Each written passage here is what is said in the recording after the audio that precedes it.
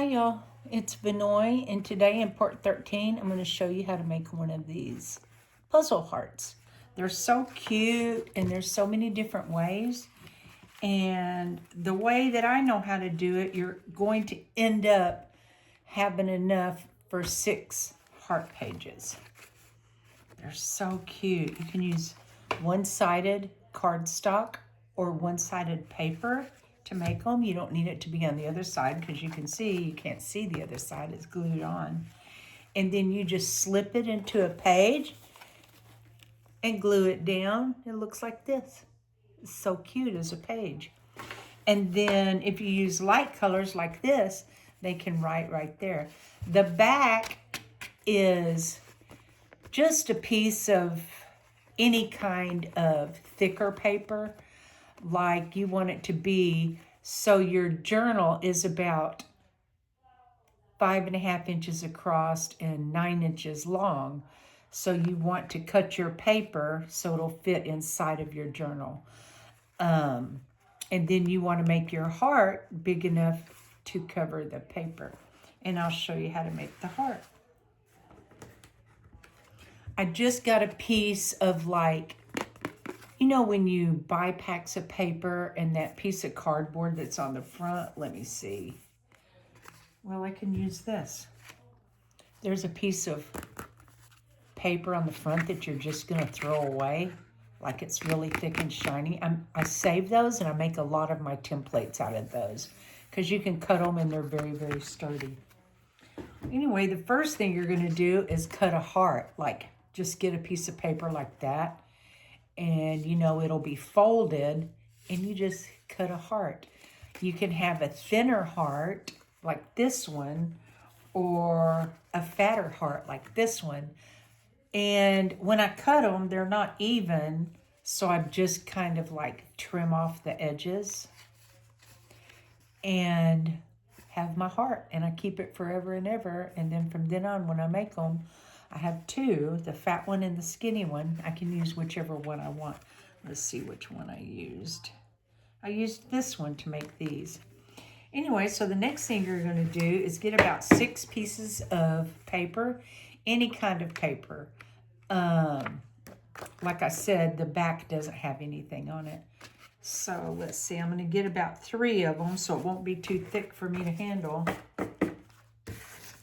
Then I'm going to get my heart and just trace it.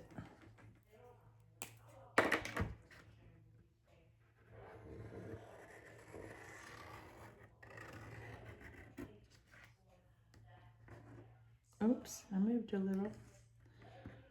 Of course I did. Okay, so there we have the heart. And then I'm going to cut it with my scissors, if I could find them.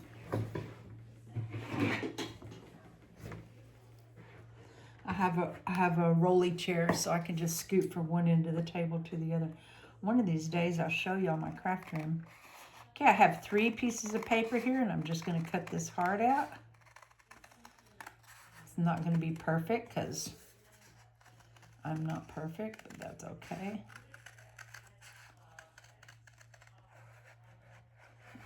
That little corner is hard to get.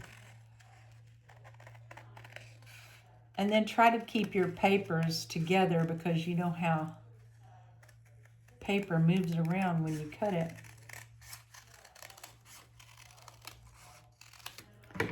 There.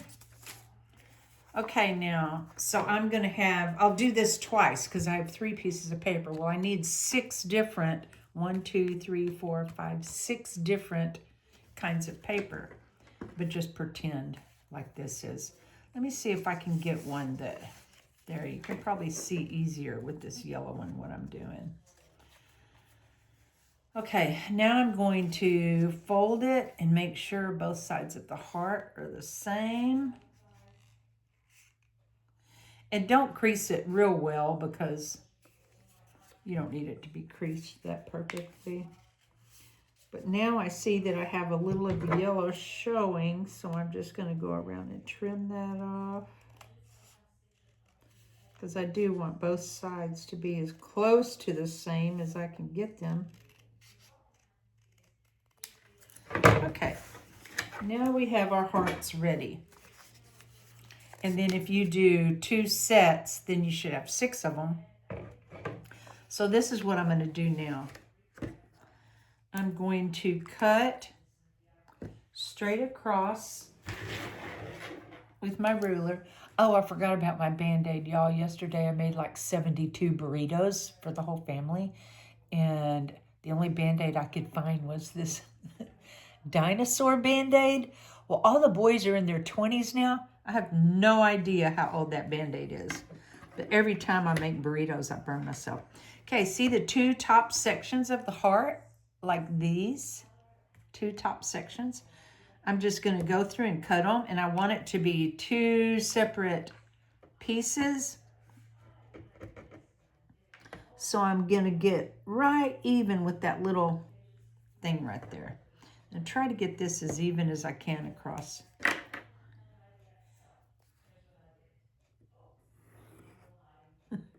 Whoops. Why didn't that work?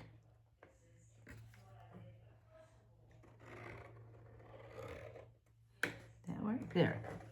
Okay, I'm going to have a line there. Now I'm going to make 2 angled lines and try to get them as even as I can. Okay, I'm going to start at that little thing in the middle and go down like this. And then get this one. And I think it was a little further down. Go down like that. So that's 1, 2, 3, 4, 5 pieces. Well, we want a piece right down the center where we creased it to fold it to make our heart. You can just go from this little point right there all the way down to that little point right there. Let's see. That looks about right. So now we have 6 pieces.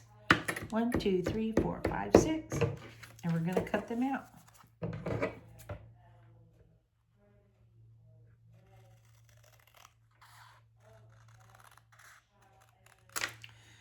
Okay, and I don't want those pieces joined, so I'm going to pull them apart. And then we have these pieces. We're just making puzzle pieces, actually. I mean, I think you could probably do this with anything, like a star or a whatever kind of thing you want to use. Okay, now we have a whole bunch of puzzle pieces. So since I only did 3 pieces of paper, I don't have that many puzzle pieces, but I have some already cut right here. So you can see you're going to mix them up and put them together like this. So they're pretty close together. Let me get these out of the way. So you have your 2 pieces at the top, and you're going to use 1 of each piece that you cut out. That's why you want 6 different pieces, so you can have 6 different colors.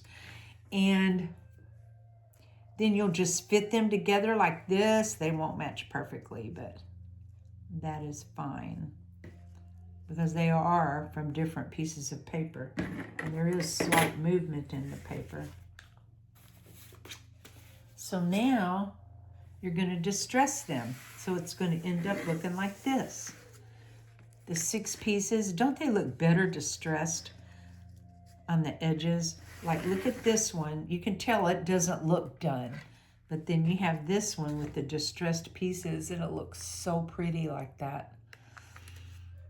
Now, I have seen people on YouTube get a sewing machine at this point and go across and sew it with a zigzag stitch. Like, I think they probably glue them down with a light glue, like a glue stick. And then they sew it. It looks beautiful. Okay, now they're not going to match perfectly because that's just the law. But you want to get them as close as you can, and you want to put them on your background piece of paper as close as you can.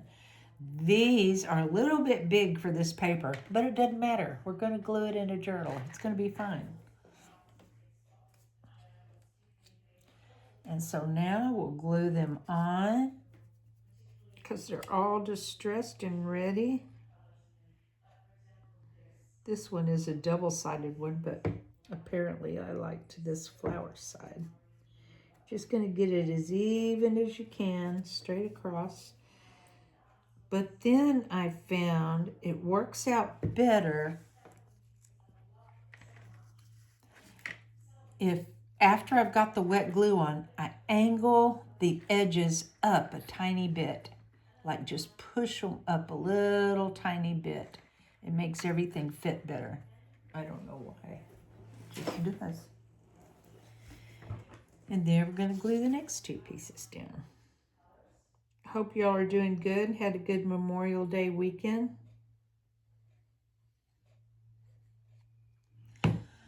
I did. I didn't really do anything but craft and watch TV, but made me happy. Oh, and make burritos. Woo! I made so many, y'all. I've made so many in my life, but I have never, ever, ever, ever made burritos without burning myself. Because I just want to get my hands down in there and flip those burritos in that hot grease every time. And every time I say, I'm not going to burn myself this time. I'm not going to do it. But I always do. It's okay. Oh, this piece is not quite up far enough, but it's already drying, so there you go. I had a lot of double-sided pieces in this. I guess if you use double-sided paper, you only need 3 sheets because you can turn 3 of them over. Okay, I'm going to scoot this up as much as I can to make these edges match over here.